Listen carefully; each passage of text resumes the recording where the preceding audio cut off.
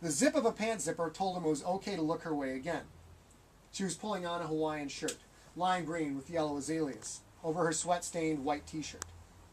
Heavy black hair still hung wetly in front of her face, but through that hair, he could see the dark rings under her bloodshot, haunted eyes. She walked to her bizarre computer desk, sat down, and switched on the power. 7 flat panel monitors flared, coating her in a whitish glare. The setup surrounded her in a semicircle of screens. 3 down at desk level, the side monitors angled in. 4 monitors in the row above that, slanted down and around her so she actually had to turn her head from left to right to see them all. Colding put the medicine bottle back and walked over to the computer station.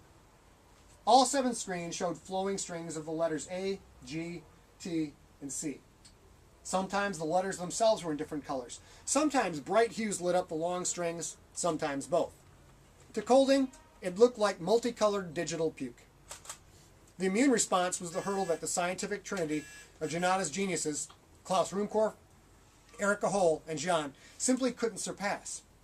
It was the last big theoretical hurdle that stood between Janata and saving hundreds of thousands of lives every year. Now that Jean was awake, she'd prep for the test. Or, more likely, prep for yet another failure and the resultant wrath of Dr. Klaus Ruhmkorff. "You need anything?" Colding asked.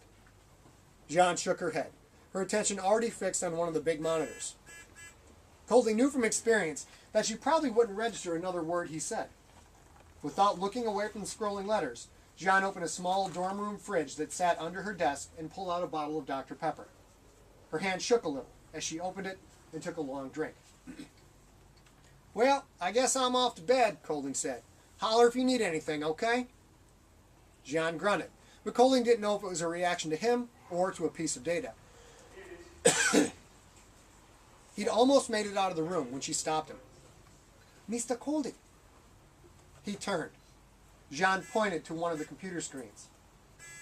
"I see the date is November 7th, she said. "I am sorry. I wish I had known her." Tears welled up instantly. He swallowed against the knot in his throat, clenched his teeth against the pain in his chest. "Thank you," he said. Jean nodded, then turned back to her multi-monitor array. Colding left before she could see him cry. 3 years to the day since Clarissa had died. Sometimes it seemed like a tick of the clock, like he'd kissed her just yesterday. Other times, he had trouble remembering what she looked like, as if he'd never really known her at all. And at all times, though, every minute of every day, the ache of her absence hung on him like an anchor. He pretended to cough, giving him an excuse to wipe at his eyes in case Gunther was watching him in the hall cams. Colding walked toward his room. The research facility still reminded him of a high school building. Cinder block walls painted a neutral gray, speckled tile floor, fire extinguishers paired with fire axes in each hall. There were even little handles with the words "Pull Here" mounted shoulder high, although those weren't for the fire alarm. They would close the airlocks tight in case of any viral contamination. Colding reached his room and shut himself inside. "All secure, Gun."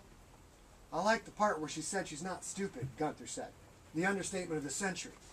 "Tell me about it." "Go back to bed, boss. I'll keep an eye on her."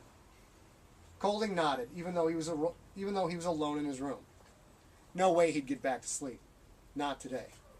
Besides, Jean's dreams were getting worse. The last 2 times that had happened, she'd started hallucinating a few weeks later, then finally tried to kill herself. For her most recent attempt, she'd locked herself in a bathroom and filled it with nitrogen gas. Her assistant, Tim Feely, realized what she was doing and called for help. Colding had broken in far ahead of the proverbial nick of time, but how close she came to success wasn't the point. The pattern was the thing. Nightmares, then hallucinations, then a suicide attempt. Doc Ruhmkorff had already adjusted Jean's meds, but who knew if that would work? Colding had to report this. Klaus Ruhmkorff was brilliant. Erika Holl was a legend. But without Liu Jiandan, the project simply ceased to exist. There you go.